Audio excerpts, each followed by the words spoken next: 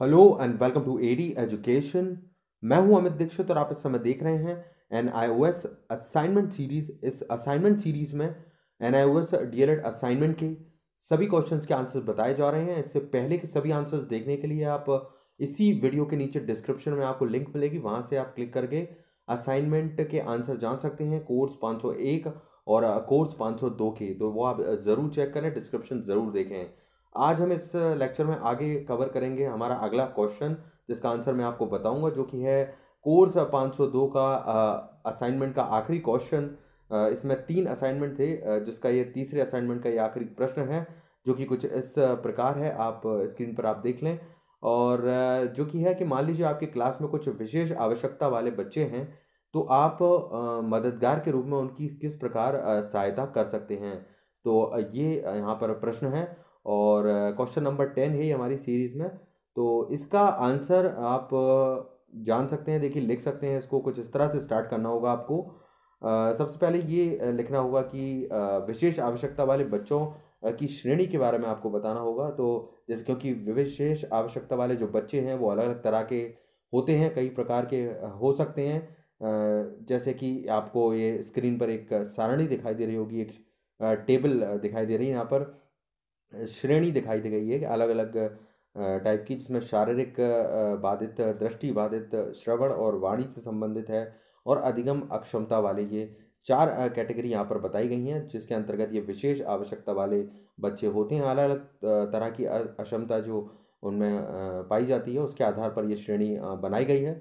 और ये यहाँ से आप आंसर की शुरुआत कर सकते हैं, उत्तर की अपने लिख सकते हैं कि कौन कौन सी श्रेणी होती है, पहले ये बताएं आप। और जब आप ये बता देंगे कौन कौन सी श्रेणी है, उनका आगे आप लिख सकते हैं। जैसे कि यहाँ पर आगे आपको बताया गया है कि लोको मोटर विकलांग बच्चे के बारे में बताया गया है।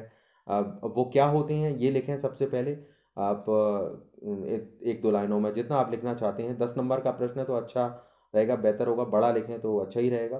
तो वो बता सकते हैं। उसके बाद ये नीचे जो पॉइंट दिए गए हैं, कक्षा शिक्षण के दौरान आप उनको, बच्चों की किस तरह से मदद कर सकते हैं, तो वो पॉइंट होंगे आपकी तरफ से जो आपको बताने हैं, जो आपसे प्रश्न में पूछे गए हैं, तो ये लिख सकते हैं। उसके बाद आगे बढ़ते हुए हैं दृष्टि दोष वाले बच्चे।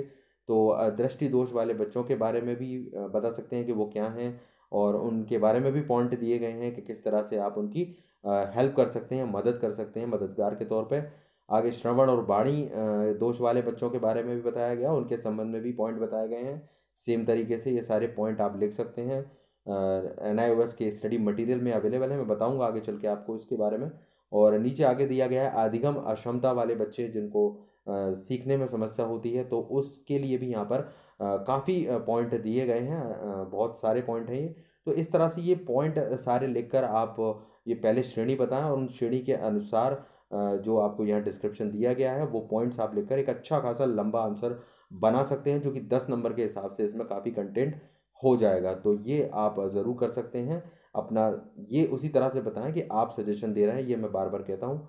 तो जैसा आपसे प्रश्न में पूछा गया है वैसे आप उसकी भाषा चेंज कर दें।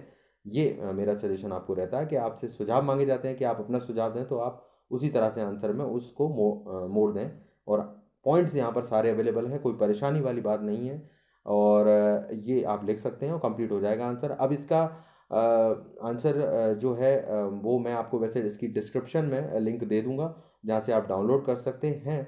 आप स्क्रीन पर देख सकते हैं, अभी कुछ इस तरह का डॉक्यूमेंट रहेगा ये, आप इसको डाउनलोड कर लें और आइडिया लग जाएगा। आप जैसे लिख सकते हैं, आपकी हेल्प हो जाएगी। और आप चाहें तो आपके कोर्स 502 ब्लॉक 3 की इकाई 10 में यूनिट 10 में ये टॉपिक्स आपको मिल जाएंगे। आपको थोड़ी काट छाँट करनी होगी, तो आप वहाँ से भी ये आंसर लिख सकते हैं पढ़कर। तो दोनों ही ऑप्शन मैंने आपको बता दी हैं, तो ये आप कर लें, डाउनलोड कर सकते हैं नीचे वीडियो की लिंक में से, या फिर पढ़ सकते हैं ये आपके NIOS स्टडी मटेरियल में से। तो ये आप कर लें। और इस वीडियो लेक्चर को बस हम यहीं ख़त्म करेंगे। ये आंसर आप तैयार कर लें। इसके साथ ही कोर्स 502 के असाइनमेंट के सभी प्रश्न हम कंप्लीट कर चुके हैं। तो कोर्स 501 और कोर्स 502 के असाइनमेंट कंप्लीट आप कर सकते हैं, लिख सकते हैं। अगले लेक्चर से हम कोर्स 503 के क्वेश्चंस को कवर करेंगे। तो आप इस वीडियो को लाइक कीजिए, ज़्यादा से ज़्यादा शेयर कीजिए, सब्सक्राइब कीजिए चैनल को, और बेल आइकन को ज़रूर दबाइए, जिससे कि हर लेक्चर आप तक पहले पहुंचता रहे।